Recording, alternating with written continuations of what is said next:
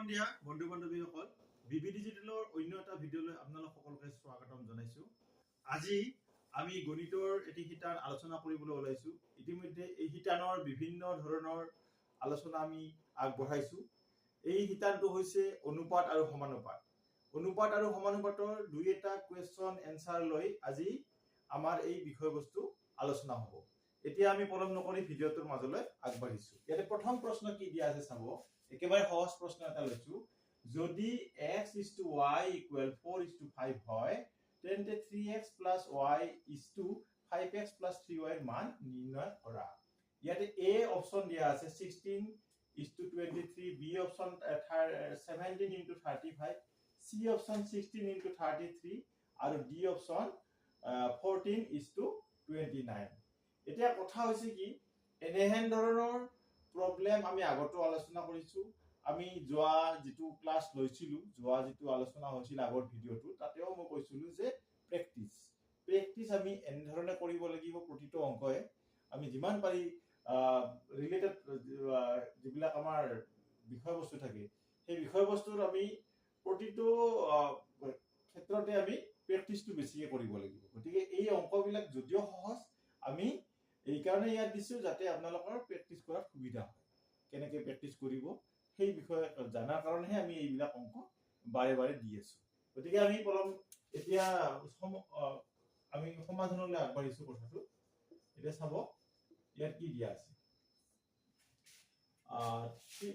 x is to y equal 4 is to 5। এইটো আসলতে আমি এনেকৈ লিখিব পাৰো x is to y equal 4 is to 5। দেখি এইটো ইয়াতে আমি কে ধৰিব পাৰো, কে ধৰা হল। কে যদি ধৰো তেতিয়া আমাৰ কি হ'ব, x ৰ মানটো আমি কি পাম 4k আৰু y ৰ মানটো 5k। এনে ধৰণৰ আমি পাইছো। এনে ধৰণে আমি কেনেকৈ উলিয়াই এই কথাটো আমি গম পাইছো। এতিয়া আমি মান কি উলিয়াব লাগে। 3x plus y is to 5x plus 3y ইয়াৰ মান উলিয়াব লাগে। গতিকে আমি ইয়াতে মানটো বহুৱাই দিম 3, x ৰ মান 4k, তাৰ পিছত y 5k, তাৰ পিছত ইয়াতে 5, x ৰ মান 4k আৰু 3 y ৰ মান 5k। এইখিনি একেবাৰে সহজ। এইটো কি হ'ব 12, 12 এ পাছে 17, 17k হল ওপৰ আৰু তলত 5 4 গুণ 20 আৰু এখানে 15, 20 আৰু 15 35k। এইটো হল এইটো k কেনসেল। গতিকে আমি দেখা পালো 17:35। এইটো আমি ইয়াৰ অনুপাত পালো। কি পালো 17:35। গতিকে আমি দেখিলো যে আমাৰ বি নম্বৰ অপচনত এই উত্তৰটো আছে। গতিকে এইটোই আমাৰ শুদ্ধ অপচন হ'ব। এনে ধৰণে আমি খুব সহজে এনে ধৰণৰ সমস্যা সমাধান কৰিব পাৰো। ইয়াৰ পিছত আমি পৰৱৰ্তী অংকটোলৈ যাম। বন্ধু বান্ধৱীসকল এতিয়া আমি 2 নম্বৰ প্ৰশ্নটোলৈ আহিছো। একেবাৰে সহজ প্ৰশ্ন। এনেহেন ধৰণৰ প্ৰশ্ন আমি আগত আলোচনা কৰা নাই, যদিও ইয়াৰ ৰিলেটেড আমি কিছুমান কথা কৈছো ইতিমধ্যে। ইয়াতে আমি প্ৰথমতে প্ৰশ্নটো আমি পঢ়ি চাম কি দিয়া আছে যে 45, 13, 33 আৰু 9 ৰ প্ৰত্যেকৰে লগত কি সংখ্যা যোগ কৰিলে প্ৰাপ্ত সংখ্যা কেইটা সমানুপাতত থাকিব। ইয়াতে যোগ কৰিবলগীয়া সংখ্যাটো উলিয়াব দিছে। এটো হৈছে a hall 4, b hall 6, c option 3 আৰু d অপশন 9। ইয়াতে কোনটো হ'ব? ইয়াতে প্ৰথমতে আমি জানি লব লাগিব যে 45, 13, 33 আৰু 9 ইহত সমানুপাতত থাকিব যদিহে তাৰ লগত এটা সংখ্যা যোগ কৰা যায়। অৰ্থাৎ সংখ্যাটো যোগ কৰাৰ পিছত কি পাম, আমি নতুন সংখ্যা এটা পাম। আৰু সেই কাৰণে সংখ্যাটা আমি কি সংখ্যা নাম দিছে ইয়াতে প্ৰাপ্ত সংখ্যা, অৰ্থাৎ যোগ কৰাৰ পিছত পোৱা সংখ্যা। যদি আমি যোগ কৰিবলগীয়া সংখ্যাটো x বুলি ধৰো তেতিয়া আমাৰ কেনেকুৱা হ'ব, সমানুপাতত থাকিলে কেনেকুৱা হ'ব 45 into x is to 13 plus x equal 33 plus x is to 9 plus x। এইটো যদিহে যোগ কৰিবলগীয়া সংখ্যাটো x হয় তেতিয়া x যোগ কৰাৰ পিছত একেইটা সংখ্যা কিহত থাকিব, সমানুপাতত থাকিব। আৰু সমানুপাতত থাকিলে এনেকুৱা হ'ব। কি কেনেকুৱা হ'ব যে 45 ৰ লগত x যোগ কৰিছো, 13 ৰ লগত x যোগ কৰিছো, 33 ৰ লগত x যোগ কৰিছো আৰু 9 ৰ লগত x যোগ কৰিছো।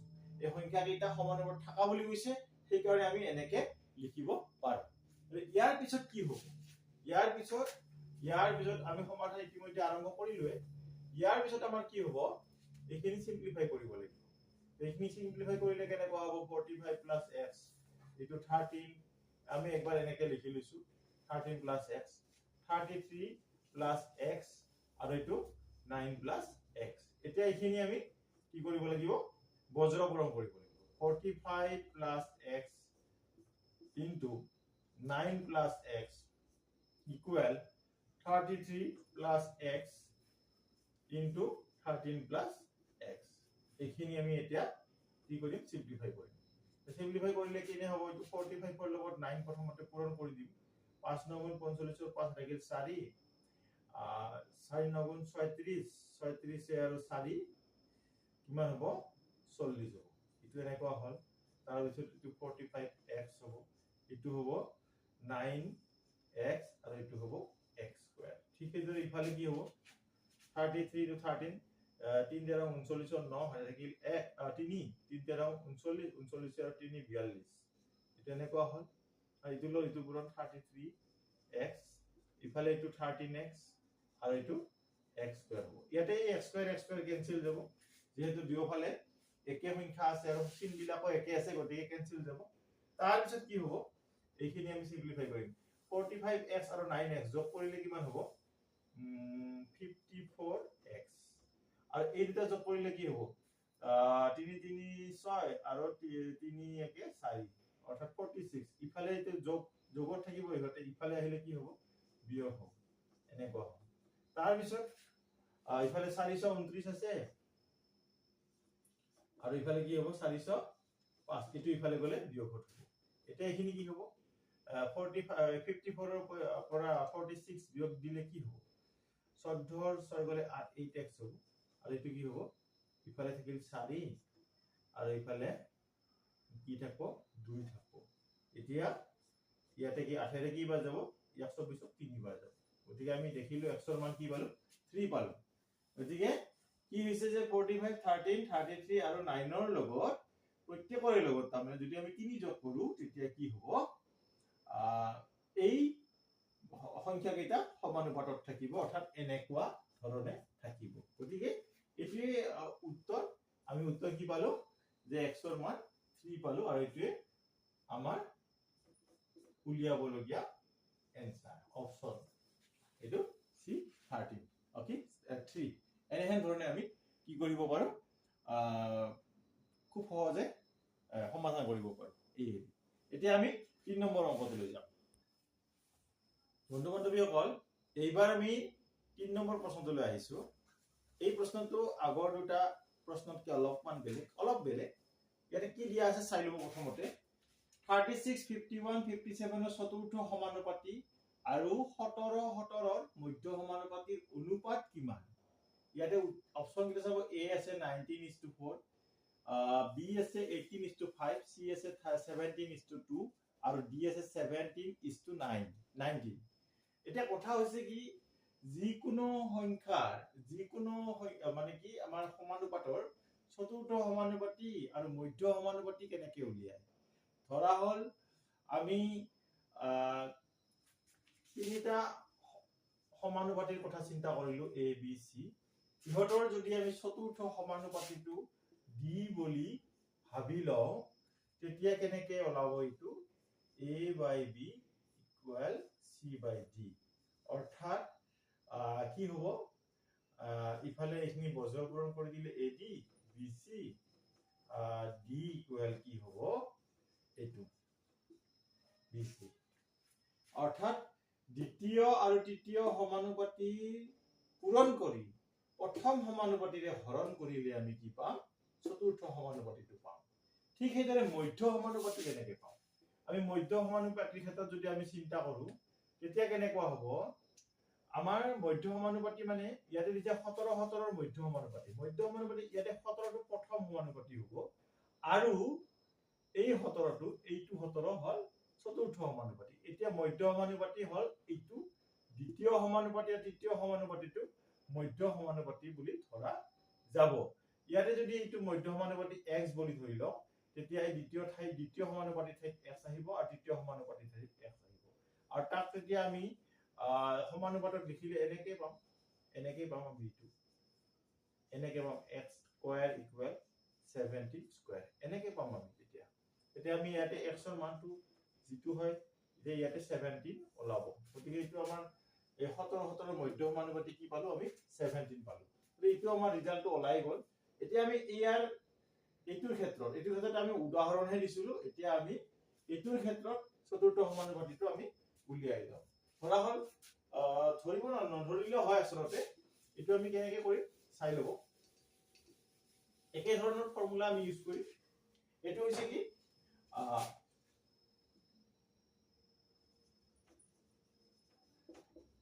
চতুৰ্থ সমানুপাতি কেনেকৈ ওলাব যে আমি চতুৰ্থ সমানুপাতি আমি যদি x বুলি ধৰি লওঁ তেতিয়া x ইকুৱেল কি হ'ব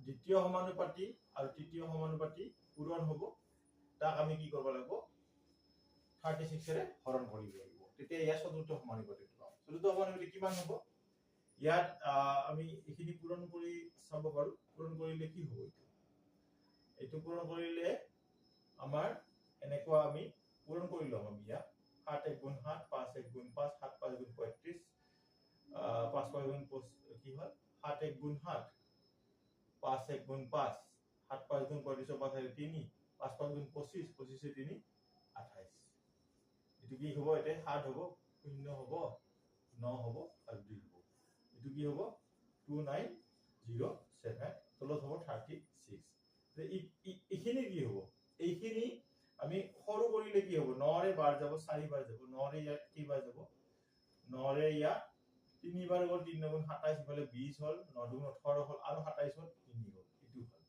গতিকে আমি কি পালো 36 51 আৰু 57 ৰ চতুৰ্থ সমানুপাতি পালো আমি 323/4 আৰু 17 ৰ মধ্য সমানুপাতি আমি কি পালো 17 পালো গতিকে ইহঁতৰ অনুপাত হলে কি হ'ব ইহঁতৰ অনুপাতটো কি হ'ব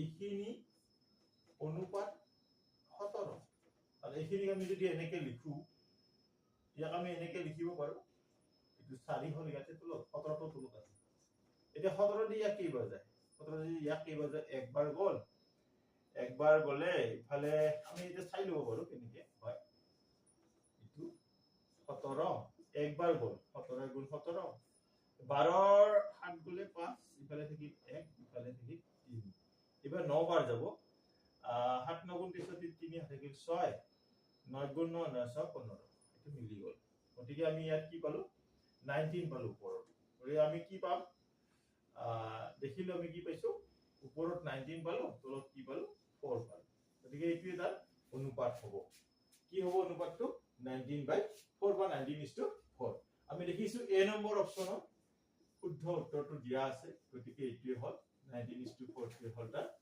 পাবলগীয়া অপচন এনে ধৰণে আমি এনেহেন সমস্যা সমাধান কৰিব পাৰো গতিকে আমি এইখিনি বস্তু অলপ আমাৰ কাৰণে আজি নতুন হ'ল বাকি আগৰখিনি আমি ইতিমধ্যে এনেহেন ধৰণৰ কথা আমি আগত আলোচনা কৰিছো কিন্তু এই বস্তুটো আমাৰ নতুন হ'ল গতিকে আমি এনে ধৰণে আমি অনুপাত সমানুপাতৰ প্ৰেক্টিছ বিলাক আমি কৰিব লাগিব ইয়াৰ এই শিক্ষানৰ লগত জড়িত গতিকে এইখিনিয়ে আজি গতিকে বন্ধু বান্ধৱীসকল ভিডিওটো যদি ভাল লাগে তেতিয়া লাইক শেয়াৰ কমেন্ট কৰিব নাপাহৰিব আৰু ৰেগুলাৰলি আমাৰ আপডেট বিলাক চাই থাকিব আৰু আপোনালোকৰ কিবা দিহা পৰামৰ্শ থাকিলে আমাক জনাব এইখিনিয়ে আজিলৈ ইমানতে এৰিব বিচাৰিছো ধন্যবাদ শুভৰাত্ৰি